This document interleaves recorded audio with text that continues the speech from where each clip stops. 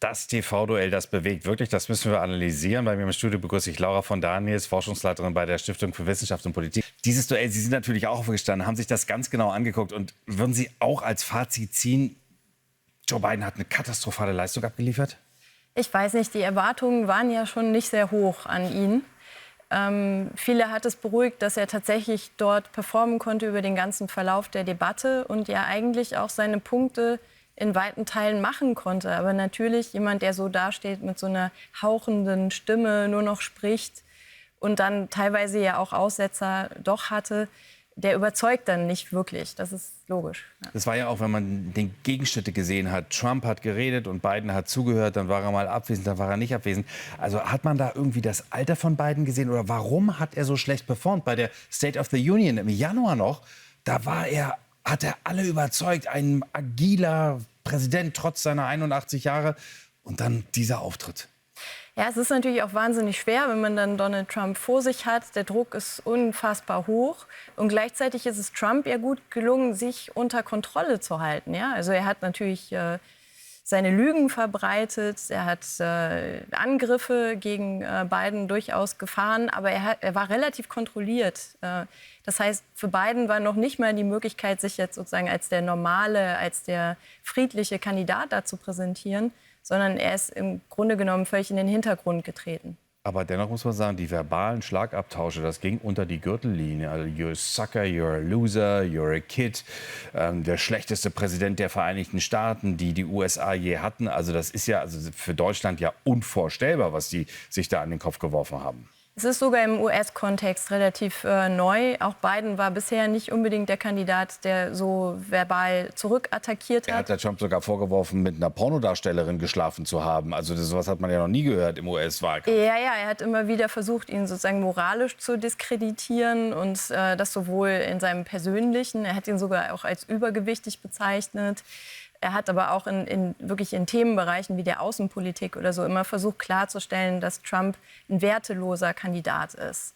Und das war eine Möglichkeit für Biden überhaupt, Trump anzugreifen. Er hat versucht, sie zu nutzen, aber wie alle sich jetzt im Nachhinein einig sind, war das noch nicht sehr überzeugend. Frau von Daniels, wir wollen uns mal eine Szene anhören. Da ging es nämlich um das Golfspielen. Da haben die beiden sich auch bekriegt. Also es war auch so ein Sinnbild für dieses erste TV-Duell. Hören wir rein.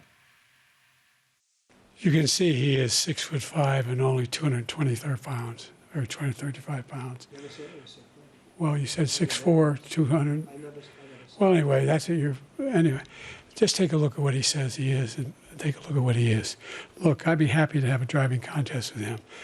I got my handicap, which when I was vice president, down to a 6. But by the way, I told you before, I'm happy to play golf if you carry your own bag. Think you can do it? That's the biggest lie. That he's a 6 handicap of all. I was an 8 handicap. Yeah. 8. Never. But I have, you know how many? I've seen you swing. I know you swing. Okay, let's not act like children. President Trump, we're going to 21 turn Let's not act like children.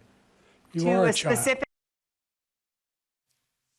Ja, da sieht man auch an dieser Szene, es geht um Golf. Wir wissen ja, Trump spielt immer noch sehr intensiv Golf und Biden sagt, er hat als Vice President sein Handicap auf 6 gehabt. Da musste er sich wieder korrigieren auf 8. Aber dieses Hickhack, wie so ein Kindergarten, müssen die Demokraten tatsächlich jetzt überlegen, den Kandidaten Biden auszutauschen nach solchen Scharmützeln? Also Sport als Metapher im US-Wahlkampf ist jetzt auch nicht ganz neu. Man wünscht sich wahrscheinlich, viele Amerikanerinnen und Amerikaner wünschen sich eher 2 Kandidaten, die so darüber debattieren, wer den besseren Slam-Dunk im Basketball machen könnte oder so. Eher ein bisschen Das stelle ich agilere mir gerade sehr lustig vor. Sportart. Aber Austausch von Kandidaten ist schwierig. Das ist ein Prozess, den die Demokraten jetzt überlegen müssen. Da wird ja auch seit Monaten drüber nachgedacht. Aber bisher hat sich keine Kandidatin oder Kandidat nach vorne getraut und wirklich gesagt, sie versuchen, Trump aus dem Weg zu schaffen. Und solange ist er gesetzt, er ist der Primary-Kandidat, gewählte Kandidat der Demokratischen Partei.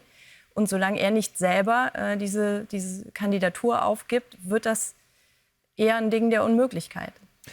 Aber wenn man auch Jill Biden sieht, die First Lady, die gleich nach dem TV-Duell vorne auf die Bühne gegangen ist, ihren Mann gestützt hat. Er ist ja dann noch zu den Moderatoren gegangen, um sich zu verabschieden. Trump hat sich gleich verabschiedet. Danach haben wir Bilder aus North Carolina bekommen, dass Biden in den Wahlkampf geflogen ist. Auch dort, also die Treppe vom Flugzeug runtergegangen ist. Das wird in den USA alles live übertragen. Wie wichtig sind tatsächlich mehr die Bilder als die Inhalte, jetzt auch in den kommenden Monaten? Die Wahl findet erst am 5. November statt.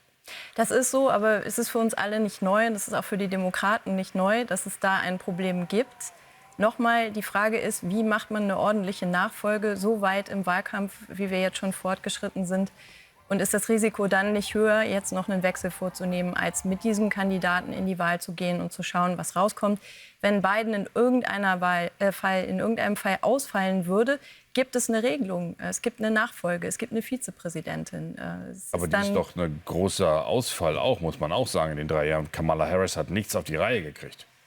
Das würde ich so nicht unterstützen.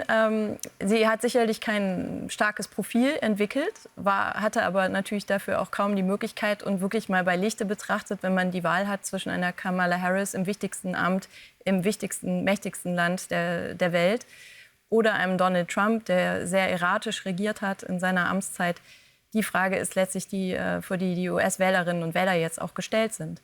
Lara von Danitz von der Stiftung Wissenschaft und Politik, danke Ihnen für Ihre Einordnung. Ich glaube, wir werden noch bis zum 5. November das eine oder andere Mal über diesen Wahlkampf sprechen. Danke Ihnen vielmals. Sehr gerne.